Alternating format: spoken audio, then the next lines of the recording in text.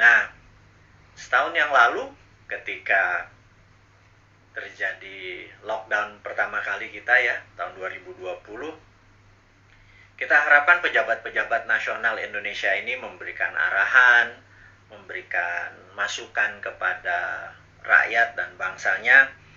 Tetapi sayang sekali pejabat hanya memberikan sepotong-sepotong, instruksinya juga tidak jelas, alias menggunakan media-media saja, tidak berhadapan dengan rakyat. Dan kali ini pun sama, kali ini pun yang terjadi adalah di saat PPKM mikro.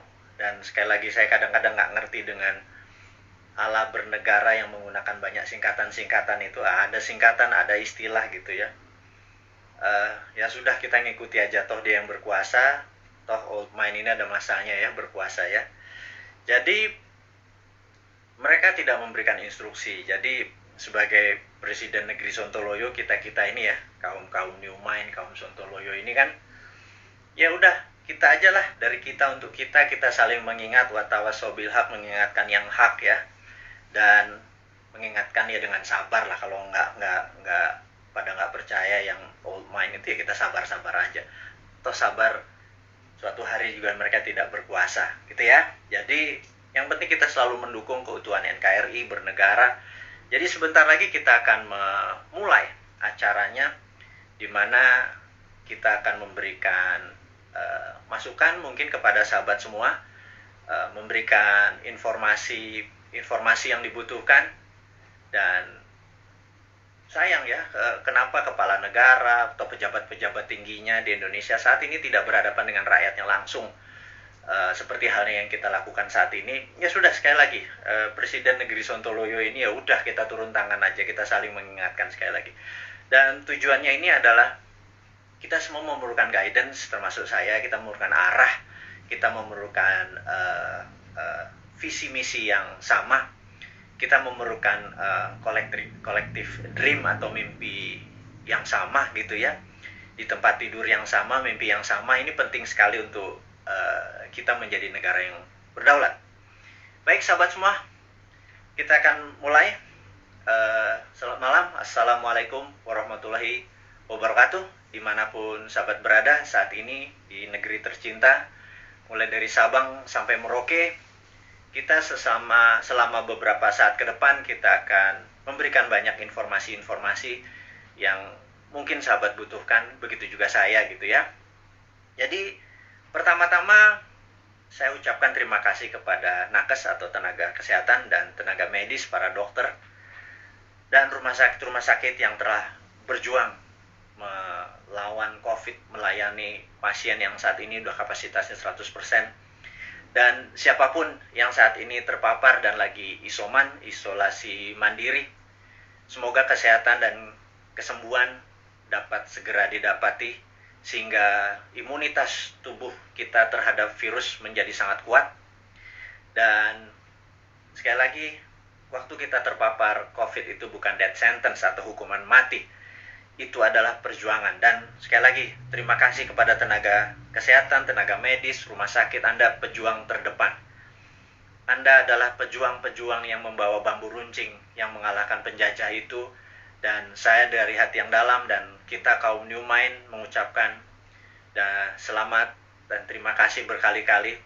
Terus semangat, terus semangat.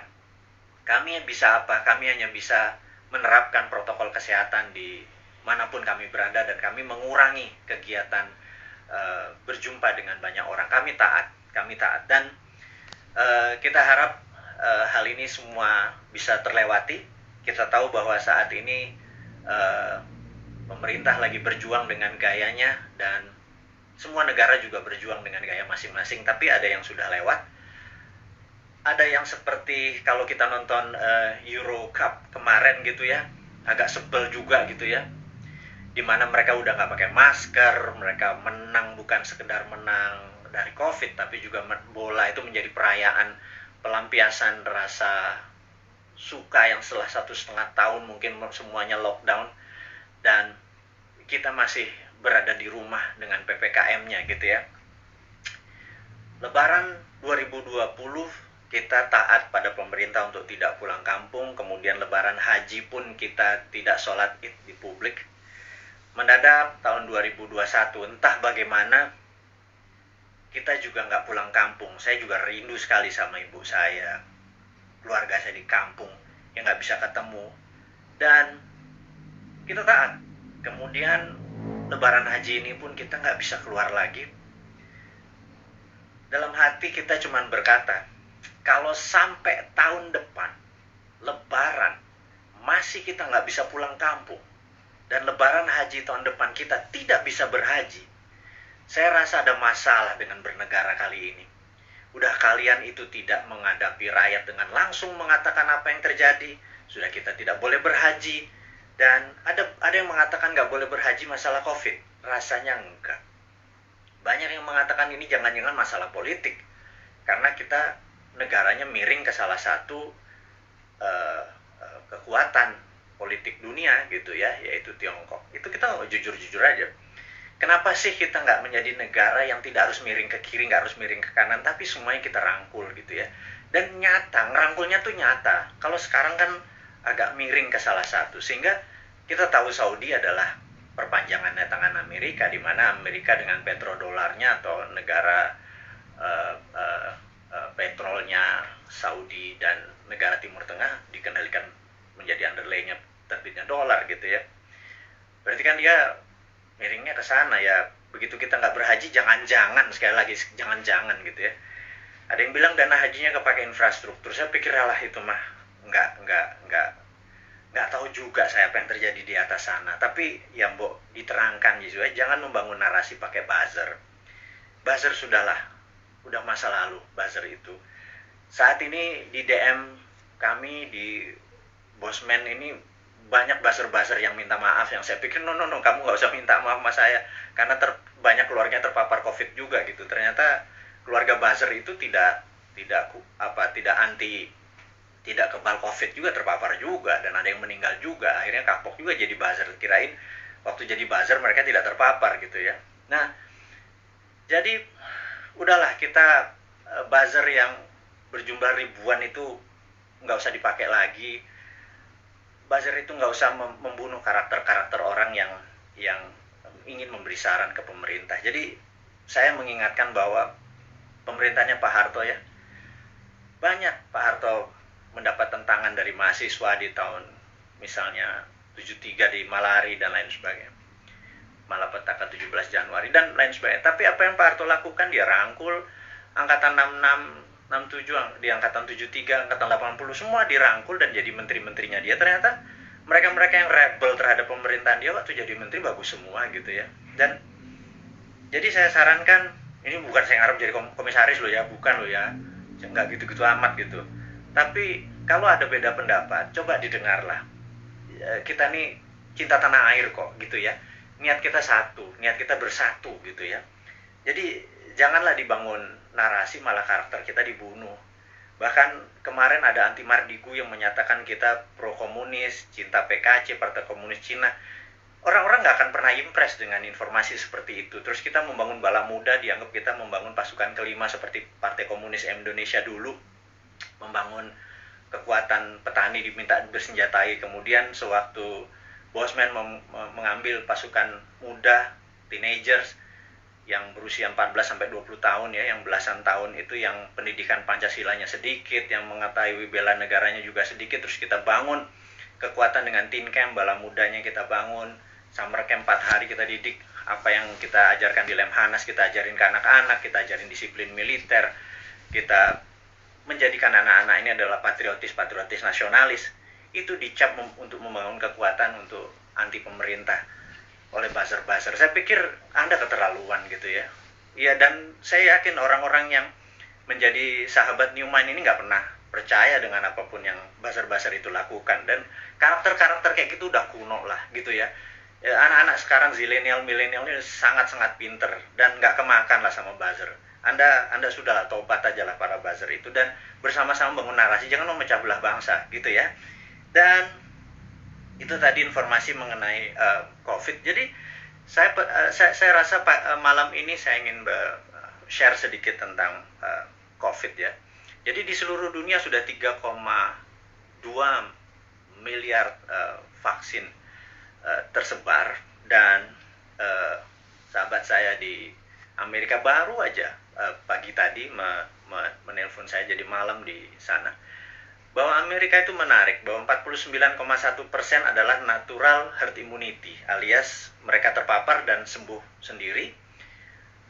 Kemudian 13 sekian persen menggunakan vaksin. Jadi kalau 49 tambah 13 mereka sudah hampir 70%, alias sudah kena herd immunity-nya. Jadi kalau 10% lagi divaksin dalam waktu 3 atau 4 bulan, kemudian Amerika sudah melewati herd immunity. Dan Eropa juga sama.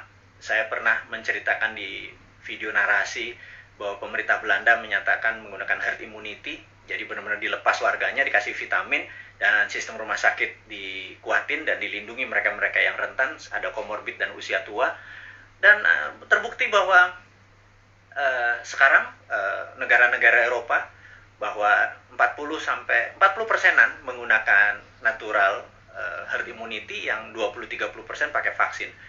Jadi vaksin minoritas, mayoritas adalah menggunakan herd immunity. Indonesia saat ini mungkin yang herd immunity berdasarkan data di bawah 10% yang terpapar dan sembuh, yang tanpa gejala dan lain sebagainya. Kemudian yang kita baru berapa persen ya, dengan kecepatan 250.000 suntik per hari, 3 tahun lagi kita mendapatkan herd immunity itu mungkin sekarang baru 20-25% yang sudah dikatakan kebal gitu ya. Jadi mencapai 70%, 80% pencapaian ini masih cukup lama. Jadi saya pikir kita ada ya, sekali lagi bukan salah bernegara lah. Keputusan kemarin tidak tepat, tetapi jangan sampai sekali lagi tahun depan menjadi tidak tepat. Kita udah 4 kali minus loh, kuartal 4 kali minus growth ekonominya, 4 kuartal. Itu sebenarnya berat nanti ya. Sekarang kita bicara COVID dulu. Jadi Tiongkok saat ini sudah mencapai 70% juga imunitasnya, dan mereka mengatakan mereka memakai vaksin. Tapi sekali lagi, data dari Tiongkok saya nggak pernah percaya utuh, karena negara komunis itu memiliki propaganda. Malah feeling saya sekali lagi, rasanya Tiongkok menggunakan herd immunity juga, alias 40% dari populasi menggunakan natural herd immunity. Mereka terpapar dan mereka sembuh, dikasih vitamin dan dikasih sarana kesehatan. Yang 30% atau 40% baru pakai vaksin, sisanya vaksinnya diekspor ke luar negeri. Jadi jangan-jangan Tiongkok sendiri pakai herd immunity natural gitu ya, dan sementara kita pakai herd immunity vaksin gitu ya. Semuanya benar. Saya tidak anti vaksin, saya sangat mendukung vaksin. Vaksin terbukti mengurangi tingkat fatality atau tingkat kematian. Jadi divaksin itu penting, tetapi lebih penting lagi kalau herd immunity natural, kekuatannya natural alami gitu ya.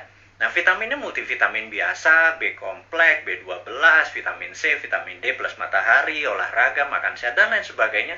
Itu adalah basic untuk meningkatkan imunitas, dan kemudian mineral-mineral dan lain sebagainya. Itu basic sekali dan semua dunia juga tahu, sehingga yang terjadi di negara Tiongkok adalah mereka-mereka yang natural herd immunity-nya. Dan ini ada yang menarik, sampai ada sebuah statement dari Anda kalau suka nonton, dengar ya. Jadi kalau IG itu kan tempat pamer, jadi ada pamer kekayaan, pamer perjalanan dipamer-pamerin. Kemudian kalau di TikTok itu beda, generasi TikTok sama generasi IG beda. Kalau di TikTok itu Anda harus sombong gitu. Kalau IG begitu sombong Anda diledekin. Kalau di TikTok Anda harus sombong. Anda di rumahnya punya lift, bilang wah gila, rumahnya dia ada lift gitu. Dan nggak ada, bagi anak TikTok tuh biasa aja. Anak TikTok adalah anak zilenial, anak IG adalah anak milenial. Dan mereka ini adalah orang-orang yang well informed atau terinform bagus dengan dunia digital. Dan jadi sekali lagi kembali ke masalah COVID. Jadi Indonesia memilih menggunakan vaksin gitu ya, sementara negara-negara Eropa menggunakan natural herd immunity. Oke, nggak apa-apa. Yang penting sekarang kita adalah menjadi negara yang harus terbebas dan menang dari COVID. Dan saya sangat menyarankan, ini yang saya sangat menyarankan nih, Kan kita kan presiden, negara kita adalah Republik Sontoloyo, jadi Republik Indonesia terkadang kita menyebutnya negara tetangga gitu ya. Jadi kita mengingatkan kepada pejabat saat ini, mbok jangan pakai apa-apa import gitu ya. Satu, masalah COVID ini adalah masalah import gitu ya, dari luar. Kemudian PCR dan antigennya import. Kemudian alat-alat kesehatannya import. Kemudian masker dan protection disinfektan segala macam mayoritas tuh import gitu ya.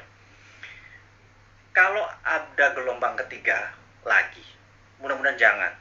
Masa kita impor terus ya, flight capital, ya miskin lah bernegara ini. Sudah sistem bernegaranya saat ini keuangannya cuma 44% uang beredar dari GDP nasional. Bisa dibayangin Singapura 120% uang beredar dari GDP nasionalnya. Korea Selatan, Jepang. Tapi nggak tahu kenapa kita cuma sepertiganya. Waduh, wahai ibu pejabat yang sering dapat prestasi, mohon dijelaskan lah. Jadi kami ini sering nanya gitu ya. Ya kalau kaum new mind nanti yang berkuasa pasti kita bisa 1:120%. Jadi kita naikin 3 kali lipat dari uang beredar pada saat ini. Gimana kita bisa maju kalau uang itu ditahan? Yang kedua adalah pajak lah jangan naik terus. Maksud saya begini loh. Kalau Anda ingin misalnya PPH yang naik dari 10% jadi 12 atau berapa itu ya. Kalau Anda dulu kami dapat pendapatan 100 gitu, Anda pajak 10. Oke lah. Kemudian Anda naikin jadi 15, tapi kami dapatannya 80 dan Anda nggak ngikut lagi untuk numbuhin. Ya kami juga nggak ikhlas kayaknya ngebayar. Jadi gini lah, kalau memang mau naikin 15%, 20% sekalipun nggak apa-apa. Tapi kalau tahun lalu kami dapat 100, pastikan tahun ini kami dapat 300 gitu. Dengan kebijakan yang Anda mendukung dunia kerja atau dunia UKM. UKM itu paling menderita pada saat ini, entah bagaimana. Nomor satu ya, kalau mau maju, kita semua tahu rule of thumb-nya untuk maju negara itu sangat sederhana. Yaitu kredit selalu tumbuh di atas 15% setiap tahunnya daripada tahun belakangan. Jadi kalau tahun lalu 100 ya tahun ini 115. Minimum dengan naiknya 15% dari kredit tadi, negara naik 7%. Kalau sekarang jangankan 4%, 5% naik. Jadi kalau growth-nya cuma 2% malah minus itu ya wajar karena uang terlalu ketat. Dan apa sih susahnya Anda untuk memprinting money berbasis production gitu loh. Kita udah ingatkan berkali-kali dari 2016 Bosman Sontoloyo ini mengingatkan MMT itu modern monetary theory yang digagas oleh Michael Hudson itu bukan isapan jempol. Kita cuma beda mazhab aja. Anda Keynesian, kita post Keynesian. China pakai sudah dari tahun 89. Amerika pakai dari tahun 71 printing money itu. Terus negara Eropa, negara Jerman pakai semua. Ini untuk menyelesaikan masalah COVID ini ya Tiongkok pun melakukan printing money saat ini. Dan kok kita malah minjem sih? Aduh, gimana sih? 6.500 triliun loh. Itu bunganya aja udah hampir 3.300 triliun. 300 triliun kalau buat beli obat itu selesai masalahnya, gratis semua, PCR gratis, antigen gratis. Kalau PCR-nya bayar, antigennya bayar, gimana kita mau travel? Terus udah kayak gitu dengan PPKM kita ini udah taat sama ininya, tapi semuanya bayar gitu ya. Vitamin bayar gitu ya. Terus pajak bayar, terus kita pokok nggak pernah kebayar, negara sibuk bayarin utang terus nambah utang. Aduh, ini mau mulai dari mana? Kita nih bertanya. Jadi sekali lagi, sahabat semua, kaum new mind, kita ingin ke depan kita menjadi negara berdaulat. Jadi hari ini yang mau diinformasikan adalah gimana caranya kita di tahun 2045 Indonesia adalah negara superpower. Udah, ya itu adalah tema hari ini. Kenapa kita bilang ada yang penting dari Bosman hari ini mau mengumumkan sesuatu, yaitu kita ingin tahun 2045 pada saat Indonesia 100 tahun, Indonesia Emas, Indonesia menjadi negara superpower, bukan sekedar negara kaya lagi, negara superpower. Kita nggak bisa tumbuh hanya 5% atau 7% seperti janji-janji kemarin di dalam kampanye. Nggak bisa. Kita tumbuh harus lebih powerful dari angka-angka itu. Terus bagaimana membuat ini berdaulat gitu ya? Oke, sahabat semua. Saya ada beberapa informasi sebelum kita masuk ke topik ke sana, bahwa kita tahu saat ini negara-negara sudah kena herd immunity-nya dan kita masih belum.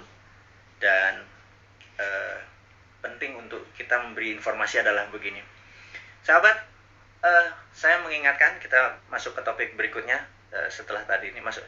Jadi beberapa kali kita kalau naikin informasi di IG, toto bisa hilang gitu ya. Kemudian di sosmed yang lain seperti YouTube, channel kita sering di warning, sering diperingati dan hilang. Di Facebook, jadi kita udah berapa kali hilang, terus 7 kali kita diperingati Facebook, IG, Twitter kita hilang, terus YouTube kita pernah hilang gitu ya. Dan ternyata saya baru memahami setelah algoritma teman-teman melihat dan dilaporkan, ternyata cara menghilangkannya gampang. Begitu mereka tidak ingin video atau tulisan segala macam itu, sekelompok buzzer adalah menginformasikan, melaporkan bahwa ada unsur porno, ada unsur dan lain sebagainya, sehingga pemilik sosial media yang tidak bisa berbahasa Indonesia itu pokoknya dapat laporan, terus mereka kasih peringatan kita gitu ya. Agaknya ide-ide kita ini sudah mulai menakutkan baik globalis di internasional ataupun pemikiran bernegara. Padahal kita tidak berniat untuk revolusi, berkudeta. Kita ingin negara kita utuh dan kita ingin negara kita menjadi negara berdaulat di 2045. Kita tidak tergantung pada negara asing gitu ya. Yang kita tanyakan misalnya pada saat kita taat, tapi TKA asing masuk. Anda datang deh jam 12 malam, jam 2 malam ke Soekarno-Hatta pakai masker ya, sama disinfektan. Anda bisa lihat ada 300 orang, 500 orang, terus mereka nggak ada karantina. Pertanyaan sederhana, kenapa nggak dikarantina sih? Gitu aja. Segitu kuatnya pendukung mereka-mereka ini, yang saya nggak tahu pejabatnya mungkin sakti sekali gitu ya. Sehingga waktu kita peringati, kenapa mereka bisa masuk? Kenapa kita taat terus mereka asing bisa masuk, terus mereka bisa ikut bersama-sama komersial flight dengan warga negara Indonesia lainnya? Mereka tidak bisa berbahasa Indonesia. Dan jawabannya adalah jangan macam-macam, suruh diam kau gitu ya.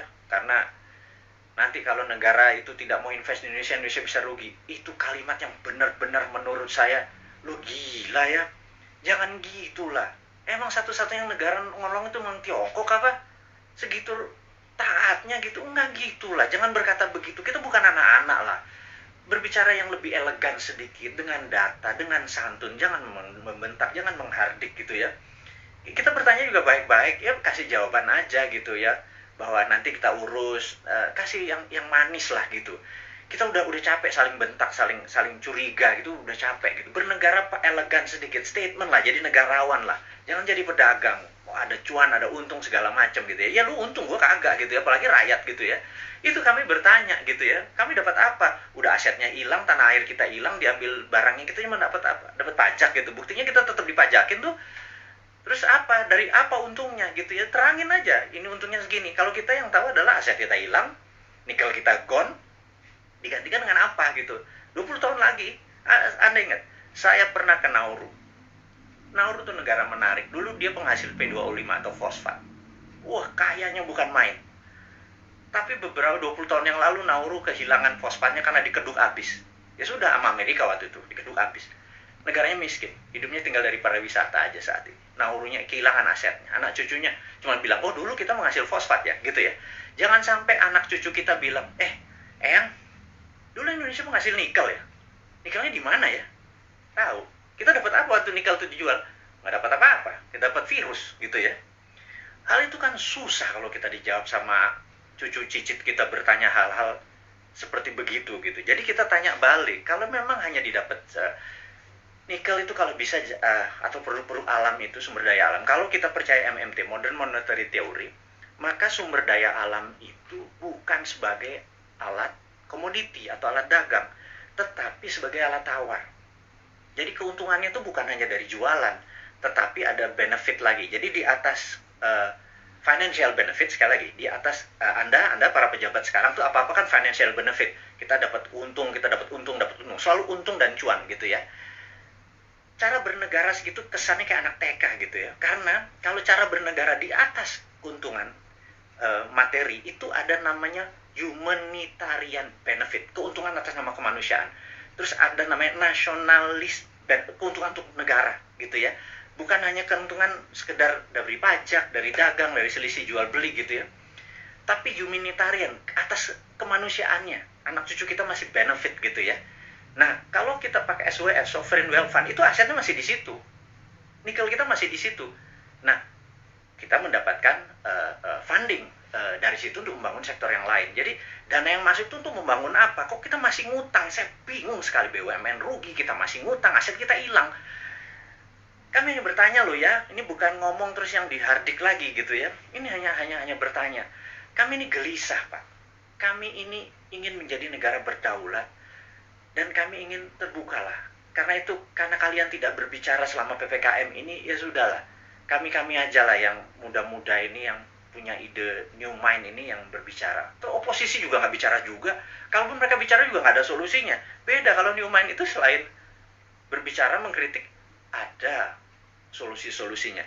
Itulah membuktikan bahwa kita ini NKRI garis lucu. Bukan garis lurus lagi gitu. Di atas lurus itu lucu gitu ya. Karena semuanya jadi seru, jadi lucu, jadi fun gitu. Baik. Jadi mengingat video-video kita, informasi-informasi kita tuh sering ada caranya untuk tidak bisa beredar gitu ya. Jadi toto di atas 21 tahun sehingga untuk video ini ditonton harus masukin password, harus masukin identitas yang lain sehingga tidak beredar kenceng. Jadi gini deh, sahabat semua, saya dengan ini menyatakan Anda boleh upload seluruh video Bosman. Masuk ke video Anda, masuk ke YouTube channel Anda, masuk ke sosial media Anda. Kalau Anda dapat AdSense, dapat uang dari iklan yang masuk, ambillah semua itu untuk Anda. Saya tahu ada sekarang ini udah puluhan saat ini yang menggunakan video-video Bosman masuk ke video mereka. Nggak masalah.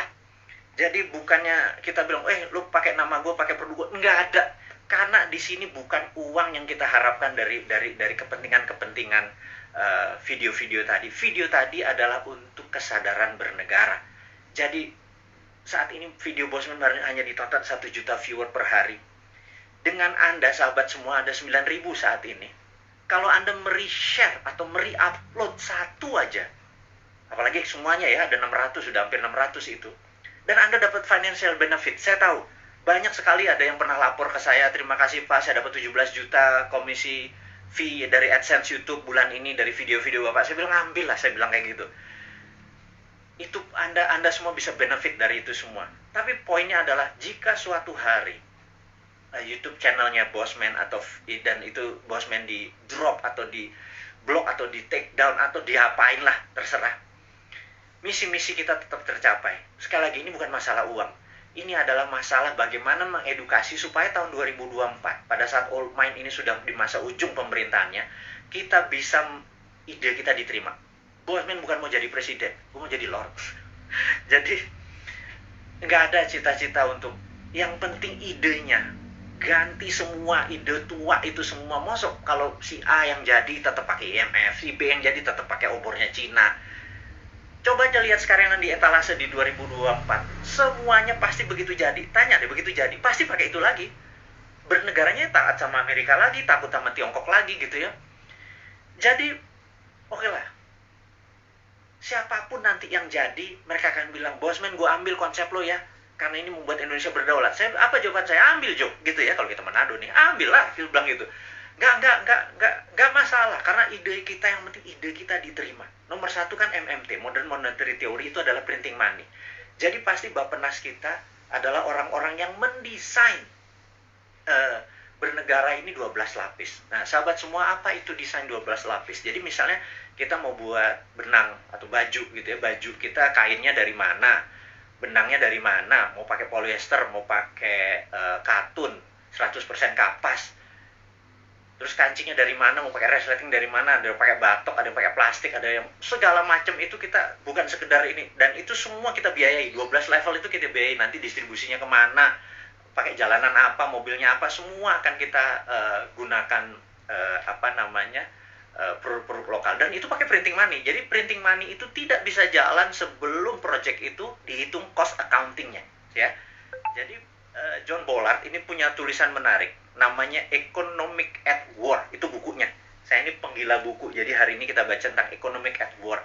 Jadi di tahun 45